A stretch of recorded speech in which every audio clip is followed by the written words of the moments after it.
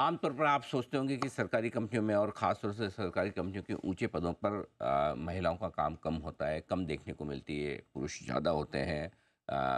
PSU कंपनियों में जाहिर सी बात है, और वैसे ऐसे मौके दिखते भी कम है। लेकिन और स्पेशली कुछ फील्ड ऐसे होते हैं जहाँ पर आप ये मान के चलते हैं कि वहाँ महिलाएं कम होंगी, लेकिन इन्हीं क्षेत्रों में कई सारी महिलाएं ऐसी हैं जिन्होंने बहुत बड़ा काम किया है, बड़ा नाम कमाया है। आइए ऐसी एक कंपनी से आज हम आपकी करवाते हैं मुलाकात। हमारे साथ कंपनी है EIL, इंजीनियर्स इंडिया लिमिटेड। 1965 में ये कंपनी बनी थी। ग्लोबल इंजीनियरिंग कंसल्टेंसी और EPC सर्विसेज देने का कारोबार करती है। तेल गैस और पेट्रोकेमिकल इंडस्ट्रीज़ को ये सर्विसेज देने का कारोबार करती है। Infra, water, waste management, solar, nuclear power, fertiliser sector में भी EIL का काम काज है। आइए, एक बेहद खास मेहमान हमारे साथ में कार्यक्रम में हो रही हैं शामिल। कंपनी की चेयरपर्सन और मैनेजिंग डायरेक्टर वर्तिका शुक्ला जी हमारे साथ जुड़ रही हैं।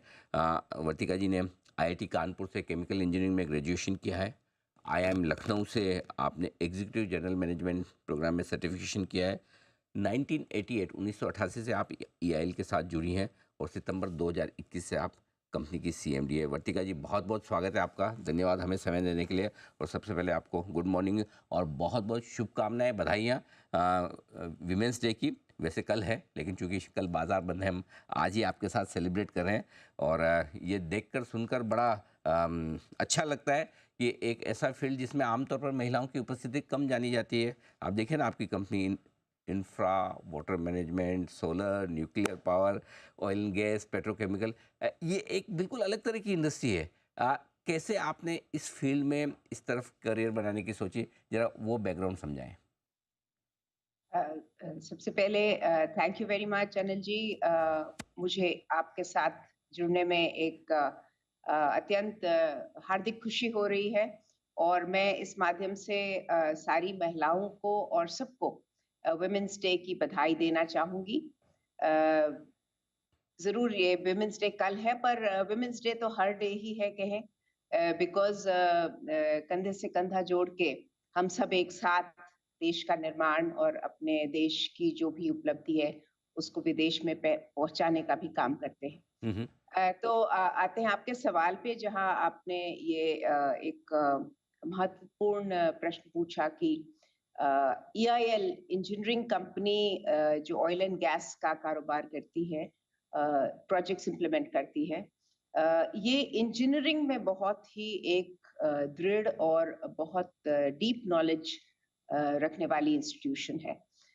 इसी नॉलेज को हमने लेवरेज करके बहुत सा जो एक इंफ्रास्ट्रक्चर, हाई एंड इंफ्रास्ट्रक्चर का काम है, वेस्ट मैनेजमेंट का काम है, बिकॉज एनवायरमेंट कंसर्न्स में काफ़ी टेक्नोलॉजी भी जुड़ती है।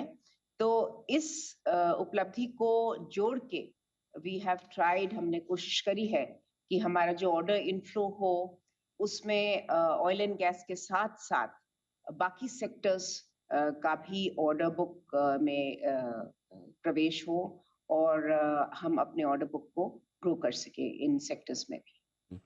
1988 से आपने EIL के साथ शुरुआत की, राइट? तब से अब तक का एक लंबा सफ़र रहा है, शुरुआत से लेकर CMD की पोस्ट, जो किसी भी कंपनी में सबसे ऊंची पोस्ट है, वहाँ तक पहुँचना। कई अच्छे खट्टे मीठे अनुभव रहे होंगे आपके।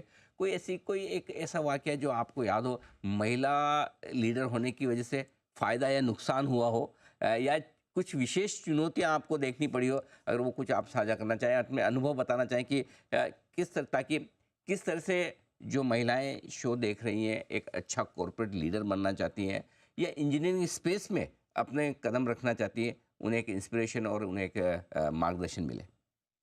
ज़रूर। मैं ये मानती हूँ कि किसी भी लीडर की या किसी भी एक पोज़ीशन पे पहुँचने की जर्नी अ, उतनी ही डिफ़िकल्ट होती है सभी प्रोफ़ेशनल्स के लिए।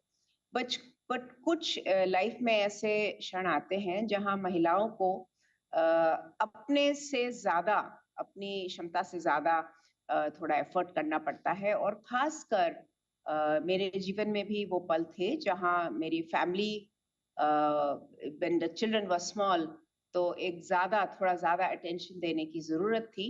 और मैं कहूँगी कि मुझे जो सपोर्ट मिला अपनी कंपनी से और अपनी फैमिली से, इस दोनों को जोड़ के I could overcome those challenges, specially engineering sector में जहां हमें साइट जाना पड़ता है, ट्रैवल बहुत करना पड़ता है और एक टफ डिलीवरेबल होता है बिकॉज प्रोजेक्ट हम बहुत बड़े बड़े लेते हैं। हमारा जो प्रोजेक्ट्स होते हैं वो कई बिलियन डॉलर के इन्वेस्टमेंट्स होते हैं।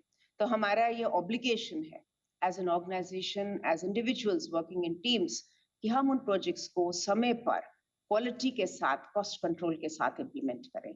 तो these are tough challenges, but उसके साथ साथ मैं ये भी कहूंगी कि मुझे अपने पूरे प्रोफेशनल लाइफ में कभी ऐसा प्रतीत नहीं हुआ कि अगर आप टेबल पर एक लॉजिकल सॉल्यूशन लाएं, टेक्निकली राइट सॉल्यूशन लाएं, जो कि in good interest of the project हो, जो प्रोजेक्ट को अच्छा टेक्निकल सॉल्यूशंस दे, फास्ट ट्रैक इम्प्लीमेंटेशन करे, best in class state of the art technology लेके आए।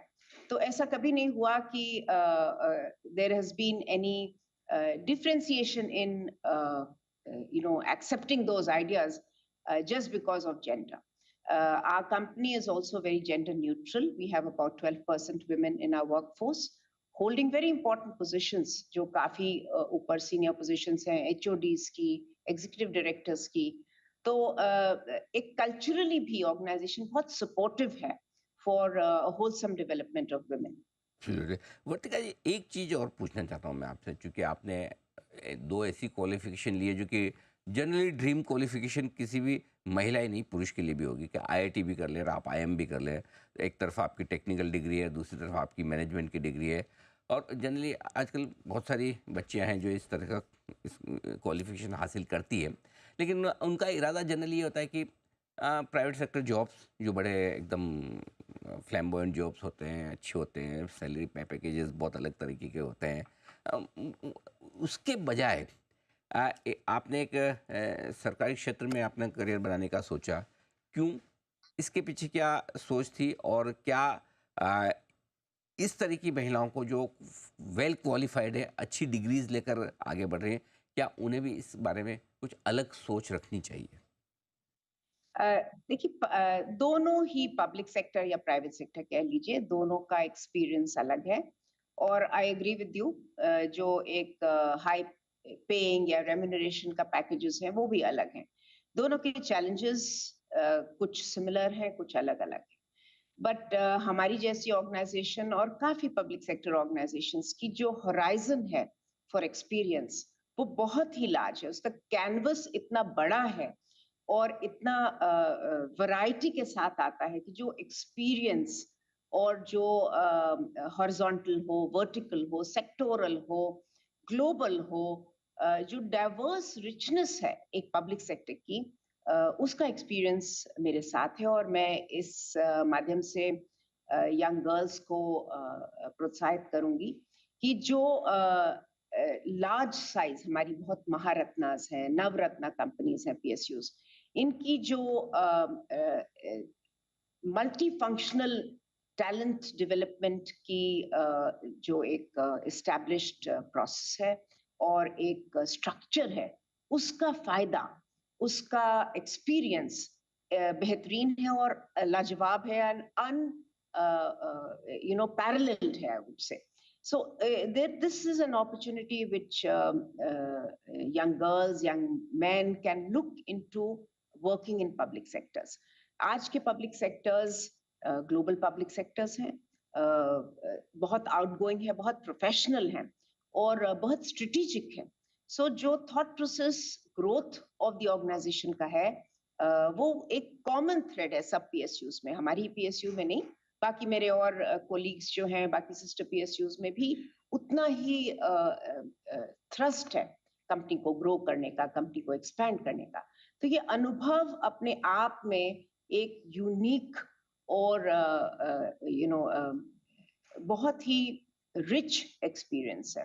और this has held me also in the same company for my entire career.